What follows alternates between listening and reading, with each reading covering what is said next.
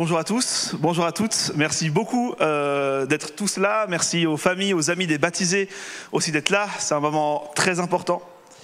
Et on va juste voir si ça fonctionne. Volontiers pour le PowerPoint. Ouais, avec plaisir. Ah, c'est pas celui-là.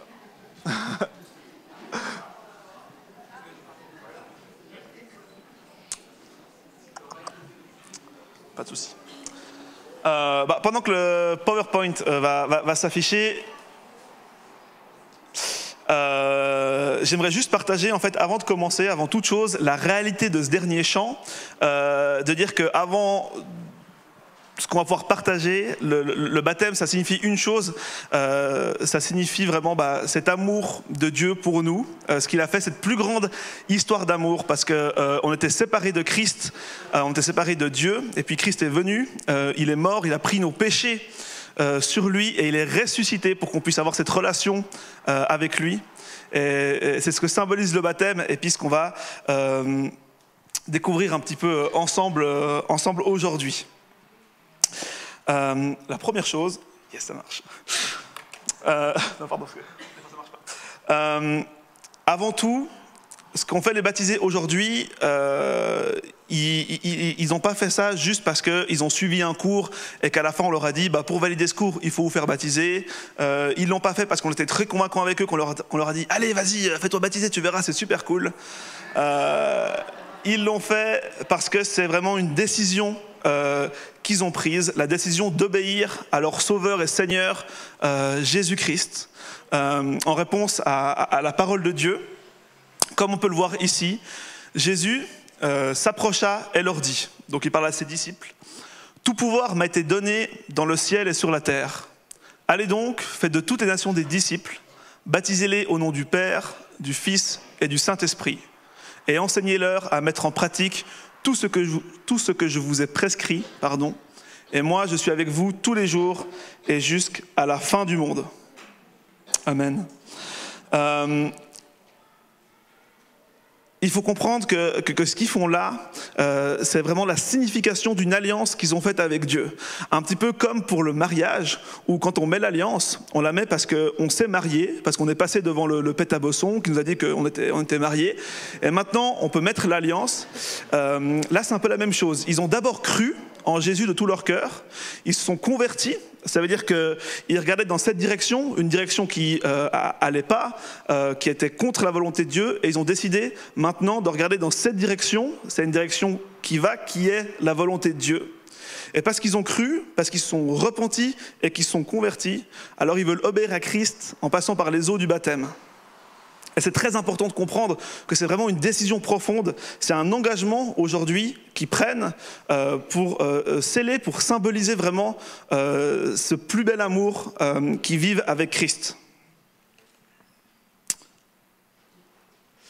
Mais voilà, comme toute belle alliance, le baptême a plein de symboliques et aujourd'hui on va un petit peu les voir ensemble, un petit peu les découvrir parce que vraiment c'est quelque chose de tellement complet et de tellement beau que Christ nous a demandé du coup de faire. Plus qu'un symbole, aussi, c'est des réalités spirituelles. C'est pas juste pour dire « Ah, on trouve que c'est joli d'être lavé de ses péchés ». C'est que c'est une réalité, que quand on accepte Christ dans notre vie, quand on se convertit, on est lavé de nos péchés et on a accès à la vie éternelle auprès de notre Seigneur. Donc tous ces symboles, c'est pas juste des choses qu'on pense peut-être vraies, c'est des choses qu'on affirme comme étant vraies et qu'ils le sont. La première chose, pour moi la principale, c'est l'identification à la mort et la résurrection de Christ. Comme vous le savez peut-être, Christ est venu il y a 2000 ans, il est mort à la croix et il est ressuscité 3 jours plus tard pour qu'on puisse enfin avoir accès au Père. Parce que cette relation avant à Dieu était coupée. Il est dit en Romains 6, 3 à 4, « Ignorez-vous que nous tous qui avons été baptisés en Jésus-Christ, c'est en sa mort que nous avons été baptisés. Par le baptême en sa mort, nous avons donc été ensevelis avec lui, afin que comme Christ est ressuscité par la gloire du Père, de même nous menions une vie nouvelle. » Et on peut symboliser ce verset, on peut symboliser cette réalité par cette image. Donc les petits traits bleus, c'est de l'eau. Voilà. Et de la même manière que Christ est mort et il a été enseveli, puis il est ressuscité, eh bien, en passant par les eaux du baptême, les baptisés proclament que leur ancienne nature, cette nature pécheresse, cette nature qui ne plaisait pas à Dieu, maintenant elle est morte, que tout leur péché, que tout ce qui les rendait sales a été enseveli sous l'eau, c'est pour ça qu'on les met totalement sous l'eau, et que maintenant ils renaissent, ils ressuscitent avec Christ, et que du coup ils sont une nouvelle personne, des gens qui maintenant peuvent marcher en ce qu'on dit en nouveauté de vie, ça veut dire de manière réconciliée avec Dieu, ils ont fait la paix avec Dieu. Et c'est vraiment là le symbole fort du baptême, c'est cette paix faite avec Dieu. Elle n'est pas faite par nos propres forces, elle est faite parce que Christ l'a fait d'abord pour nous, et qu'on peut s'identifier à sa mort et sa résurrection. Yes. Un autre symbole, c'est par rapport au fait qu'ils sont lavés de leurs péchés. Parfois, on peut avoir envie de faire les choses par nous-mêmes, de se dire « Oh, ça va, j'ai pas trop péché ». Mais la réalité, c'est qu'en fait, on est tous et toutes, à la base, pécheurs. Et même si on pêche encore maintenant, on peut demander pardon à Christ. Mais on a besoin d'avoir été lavés de nos péchés. Dans l'Ancien Testament, je ne suis pas expert là-dedans, c'est la première partie de la Bible, il est dit que... il y avait des rituels qui étaient faits avec l'eau, et l'eau, elle a vraiment cette symbolique de laver les choses, de purifier les choses. Et en ce sens, le baptême, il prend vraiment ce sens-là aussi. Dans Hébreux 9, il est dit « Car si le sang des taureaux et des boucs et la cendre d'une vache répandue sur ceux qui sont souillés sanctifie et procure la pureté de la chair », ça peut paraître un peu bizarre comme verset, mais en gros, à l'époque, on devait sacrifier des animaux pour cacher nos péchés, pour pouvoir en fait s'approcher de Dieu. Et Christ est venu accomplir ça. Christ est venu faire beaucoup plus que ça, en fait. Parce qu'avant, si nos péchés étaient juste recouverts, maintenant, en Christ, ils ont été complètement lavés. Combien plus le sang de Christ, qui par un esprit éternel s'est offert lui-même sans tache à Dieu, purifiera-t-il votre conscience des œuvres mortes afin que vous serviez le Dieu vivant? J'insiste sur cette dernière partie, afin que vous serviez le Dieu vivant. C'est maintenant que Christ est mort, que leurs péchés ont été lavés symboliquement dans cette eau, alors ils peuvent servir le Dieu vivant.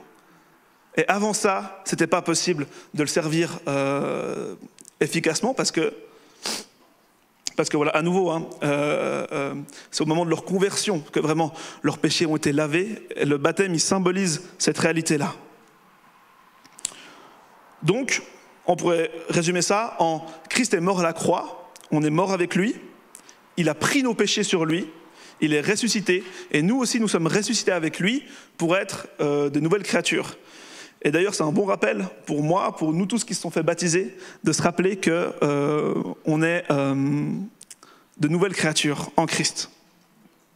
C'est une proclamation qu'ils sont morts au péché, et c'est surtout un engagement de marcher en nouveauté de vie avec Dieu. Comme dans cette alliance, on voit dans le mariage, c'est cet engagement de dire maintenant je m'engage, je marche avec Dieu. Et comme l'a dit Carly plusieurs fois très justement, ou une fois je ne sais plus, même si ça va être compliqué, même s'il va y avoir des embûches, Christ est là avec nous. Comme un mari qui est là avec son épouse, on est ensemble et seul on ne pourrait pas y arriver, mais Christ l'a fait et il accomplit ça en nous. En ce sens, c'est la communion avec Christ. Dans Romains 6, 5 à 11, il est dit « En effet, si nous avons été unis à lui par une mort semblable à la sienne, nous le serons aussi par une résurrection semblable à la sienne. » Il y a vraiment ce mot de unité. Maintenant, on fait partie du corps de Christ. On est cette nouvelle créature en lui. Nous savons que notre vieil homme a été crucifié avec lui, afin que le corps du péché soit réduit à l'impuissance et qu'ainsi nous ne soyons plus esclaves du péché. Comme je l'ai dit avant, l'ancien corps est crucifié. C'est-à-dire que maintenant, c'est plus « Ah, on est un petit peu encore dans le péché, mais heureusement, Dieu nous aime. » On n'est plus dans le péché, et même si on pêche, on peut demander pardon à Dieu. Sincèrement, il nous pardonne, mais on n'est plus dans cet esclavage du péché. En effet, celui qui est mort est libéré du péché. Or, si nous sommes morts avec Christ, nous croyons que nous vivrons aussi avec lui, car nous savons que Christ, ressuscité, ne meurt plus, la mort n'a plus de pouvoir sur lui. Christ est mort, et c'est pour le péché qu'il est mort une fois pour toutes. Maintenant qu'il est vivant, c'est pour Dieu qu'il vit. De la même manière, vous aussi, considérez-vous comme mort pour le péché et comme vivant pour Dieu en Jésus-Christ, notre Seigneur. On est cette nouvelle plante avec Christ, les baptisés sont cette nouvelle plante avec Christ, et ils proclament que maintenant ils ne doivent plus affronter cette vie seule, mais que c'est en Christ qui marchent et que c'est en Christ qu'ils seront jusque dans l'éternité. Ça symbolise qu'ils ont rejoint le corps de Christ. On est une famille, l'Église, on est ensemble, et en passant par les eaux du baptême, dans cette union avec Christ, c'est quelque chose de fort, ils symbolisent qu'ils font partie maintenant de la famille. Même si, à nouveau, c'est au moment de leur conversion qu'ils ont fait partie de la... C'est au moment de la conversion qu'ils ont fait partie de la famille, le baptême symbolise ça. Surtout, ce qu'ils ont fait aujourd'hui, c'est un engagement public envers Dieu. C'est un engagement public envers les frères et sœurs qui étaient là, et c'est un engagement public devant les réalités spirituelles.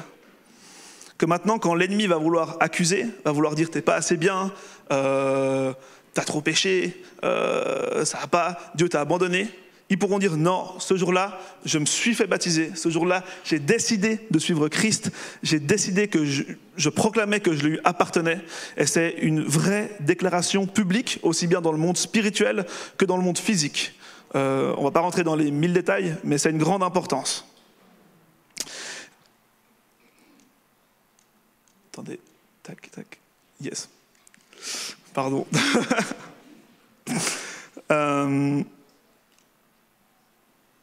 Et puis aussi, c'est un acte d'obéissance.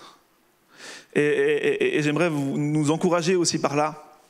Dans Marc 16, 15 à 16, il est dit, puis il leur dit, donc Jésus, allez par tout le monde et prêchez la bonne nouvelle à toute la création. Celui qui croira et qui sera baptisé sera sauvé, mais celui qui ne croira pas sera condamné. Je ne vais pas trop rentrer dans les détails, mais on voit ici que c'est la foi qui sauve. Ce n'est pas le fait de passer par les eaux du baptême que d'un coup on est sauvé, c'est parce qu'on a eu la foi. Mais si on a eu la foi, si on obéit à Christ, alors passons par les eaux du baptême, parce qu'il nous le demande. Et en ce sens, c'est bien, parce que ça veut dire qu'on n'a pas besoin d'être parfait pour attendre d'être baptisé. On n'a pas besoin d'avoir un certain niveau de foi, on n'a pas besoin d'avoir lu 5 fois toute la Bible et puis retenu au moins une vingtaine de psaumes. C'est juste du moment qu'on a accepté Christ dans notre vie, sincèrement, que comme on a vu avant, on a décidé de le suivre, alors on peut passer par les eaux du baptême. Et c'est un encouragement à ne pas attendre. En fait, les premiers chrétiens, ils se faisaient baptiser très vite. Voilà. Ce n'est pas un rite de purification qui sauve par lui-même. Yes. En fait, depuis le début, je regarde la grande aiguille pour me dire je ne dépasse pas le temps, du coup ça avance pas trop, donc je me dis ah c'est bon, j'ai le temps, ça va. Ok, parfait. Et on arrive au dernier point, la suite de la marche.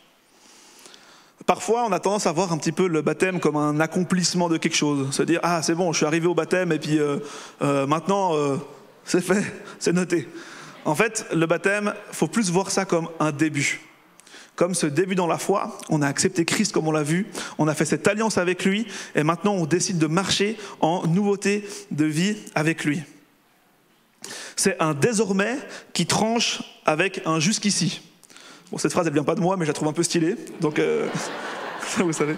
En fait, c'est à nouveau ce rappel, cette borne qu'on pose, de se dire « je me suis fait baptiser ». Et quand ça ne va pas aller, quand il y aura des moments plus compliqués, de pouvoir se rappeler, de se dire « aujourd'hui j'ai pris la décision de suivre Christ, et puis je m'y tiendrai jusqu'au bout ». Mais pour les baptisés, vous avez une grande grâce, et on a tous une grande grâce, nous qui avons donné notre vie à Christ, c'est qu'on n'est pas tout seul dans cette marche-là. Il n'y a pas Jésus qui est venu, qui a dit « c'est bon, tu es sauvé maintenant, je t'attends dans l'éternité et puis fais du bon travail jusqu'à me rejoindre ». En fait, Christ, il est avec nous et il nous aide dans cette marche. Et ce qui, avant, pouvait nous paraître impossible, maintenant, ça devient possible parce qu'on a vu qu'on est une nouvelle créature. Et c'est ça, le Saint-Esprit est en nous. Et puis, il est avec nous. Il nous accompagne sur ce chemin de la sanctification, de devenir toujours meilleur, toujours plus proche de Christ, jusqu'à son retour, ou bien jusqu'à qu'on le rejoignent au ciel. Et voilà, c'est l'encouragement que je voulais vous donner. Et aussi, sachez pour tous les autres que ce chemin est ouvert à tous. Ce chemin est possible à tous. Faire la paix avec Dieu, le rejoindre, accepter de dire « j'ai été pécheur, maintenant Christ m'a sauvé ». C'est possible pour tous et toutes. Et il n'y a pas besoin d'avoir fait plein de choses bien. Justement, Jésus est venu parce qu'on a fait plein de choses pas bien pour qu'on puisse le rejoindre. Mais maintenant qu'on a pu écouter la parole de Dieu, donc les versets, on peut passer à la suite. Yes.